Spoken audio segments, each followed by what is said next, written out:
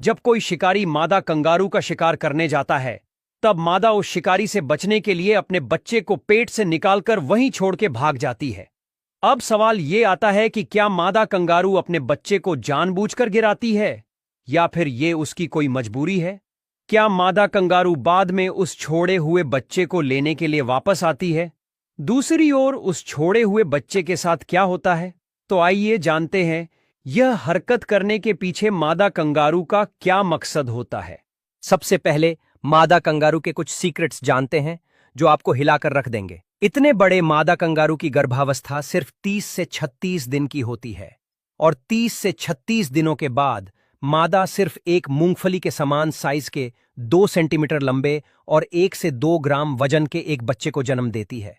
और वो नवजात बच्चा अपनी मां के शरीर को पकड़ते पकड़ते उसके पाउच में चला जाता है।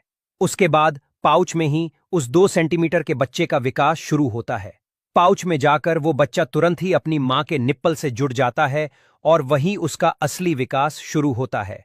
मतलब कि अन्य जानवरों के बच्चे अपनी मां के पेट में विकसित होते हैं, जबकि कंगारू का बच्चा पेट से निकलकर अपने मां के पाउच में बड़ा होता है। लेकिन अब सोचने की बात यह है कि अगर एक बच्चा मादा के पाउच में होता है और मादा दूसरी बार प्रजनन करेगी तो क्या होता है? क्या दूसरा बच्चा पैदा होगा? और क्या दूसरा बच्चा भी मादा के पाउच में रहेगा? दरअसल मादा कंगारू के शरीर में एक अजीब की संरचना होती है जिसके चलते वो दूसरे बच्चे को पैदा होने से रोक सकती है। इसमें कुछ ऐसा होता है कि अगर एक बच्चा मादा के पाउच में होता है और उस समय में अगर मादा नर के साथ प्रजनन करती है तो वो दूसरी बार गर्भवती हो जाती है। लेकिन ये दूसरा भ्रूण निष्क्रिय अवस्था में रहता है और ये भ्रूण तब तक सक्रिय नहीं होता जब तक पहले वाला बच्चा थैली से बाहर नहीं आ जाता। इसका मतलब है कि दूसरे भ्रूण को मादा अपने पेट में फ्रिज करके रखती है और जब वो चाहे तब उसको विकसित करके जन्म दे सकती है। अब जानते हैं सबसे हैरान कर देने वाली बात। मादा कंगारू शिकारी से बचने के लिए अपने बच्चे को पेट से निकालकर वही छोड़ के क्यों भाग जाती है?